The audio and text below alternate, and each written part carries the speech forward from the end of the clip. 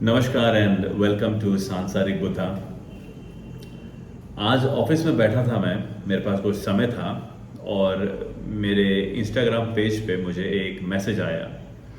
वो मैसेज है कि बुद्धा ने ऐसा क्यों कहा कि जो फीमेल्स हैं, जो औरतें हैं, वो मेरे शिविर में नहीं आएंगी या मेरे सन्यासियों में शामिल नहीं होंगी या मेरे जो भिक्षु हैं या जो भिक्षुक हैं उसमें शामिल नहीं होंगी। ये बुद्धा ने उस वक्त क्यों कहा? बुद्धा क्यों खिलाफ थे इस बात के कि जो औरतें हैं वो मोक्ष या निर्वाण नहीं पा सकेंगी? बुद्धा ने उस वक्त ऐसा क्यों कहा?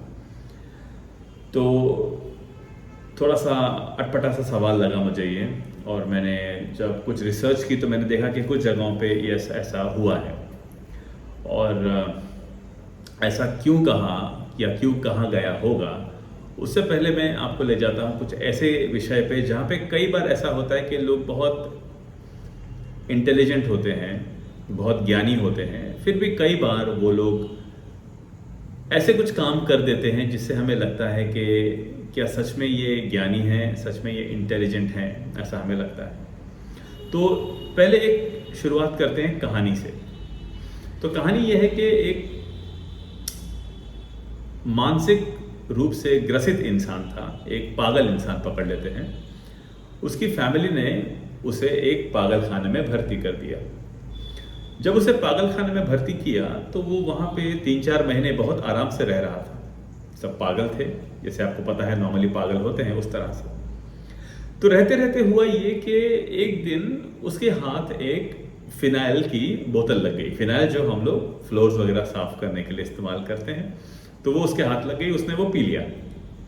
जब उसने फिनाइल पी लिया तो उसके मुंह से फोम निकलने लगा, झाग निकलने लगी। तो जो वहाँ के कार्यभारी थे उन्होंने देखा और उसे ले गए हॉस्पिटल में। तो वो फिनाइल पीने का जो असर उसके दिमाग पर हुआ, एक प्रकार से केमिकल रिएक्शन हुआ। वैसे ये होना नहीं चाहिए पर हो गया इत्तेफाक से, और वो उसका पागलपन ठीक हो गया। जब उसका पागलपन ठीक हुआ और वो उठा तो उसने देखा कि मैं उस पागल खाने में हूं, और उसे यकीन नहीं हुआ कि मैं इस पागल खाने में क्या कर रहा हूं। उसने वहां के जो कर्मचारी है उन्हें कहा कि मैं पागल नहीं हूं, पर आखिर वो लोग उसकी बात पे कैसे विश्वास करते हैं, क्योंकि हर पागल यही कहता है कि मैं पागल नहीं हूं।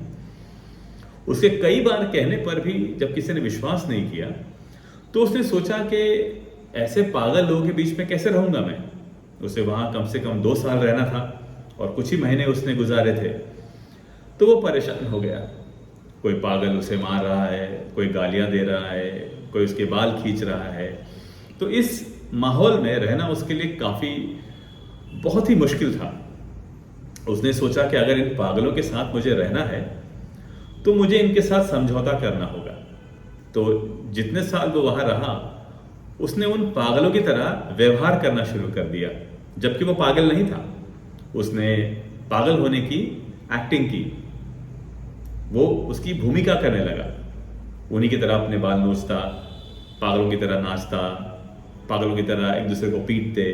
तो इस तरह से उसने जीवन जिया। और जब वहां से वो डिस्चार्ज होकर बाहर आया तो उसने बताया कि उसके जीवन के सबसे मुश्किल समय वही था जब पागलों के बीच में पागल होके वो रह रहा था।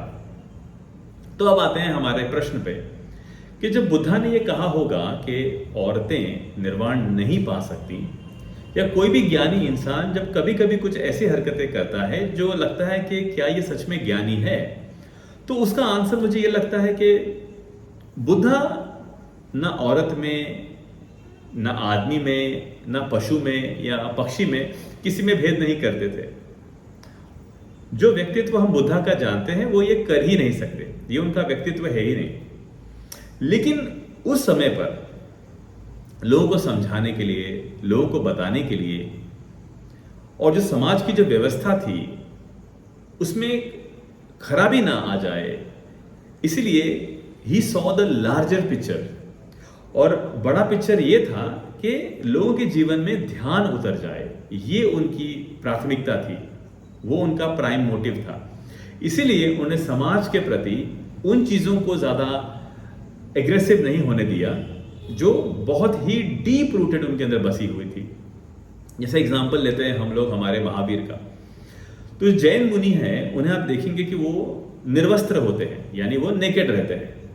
लेकिन वहीं पर महावीर ने कभी ये नहीं कहा कि जो मेरी जैन मुनि जो औरतें हैं, जो फीमेल्स हैं, वो भी नग्न रहें, उन्होंने कभी नहीं कहा।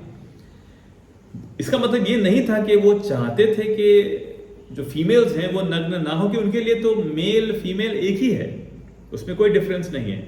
लेकिन वो जानते थे अगर वो कह देते कि औरतें भी निर्वस्त्र रहेंगी तो समाज उनके पूरी तरह खिलाफ हो जाएगा, और जो थोड़ी सी आशा, थोड़ी सी उम्मीद थी कि लोग ध्यान में उतर सकते हैं, लोग अपने जीवन को बदल सकते हैं, वो भी खत्म हो जाएगा।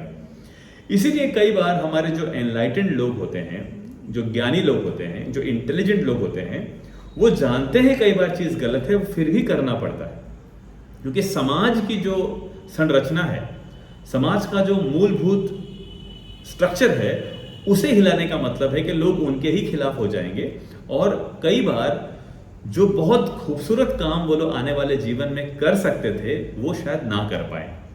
तो जो प्रश्न मुझे पूछा है उसका यही उत्तर है कि क्यों ऐसा हुआ होगा कि बुद्धा ने ये कहा कि औरतें निर्वाण को प्राप्त नहीं हो सकती। लेकिन ऐसा है नहीं।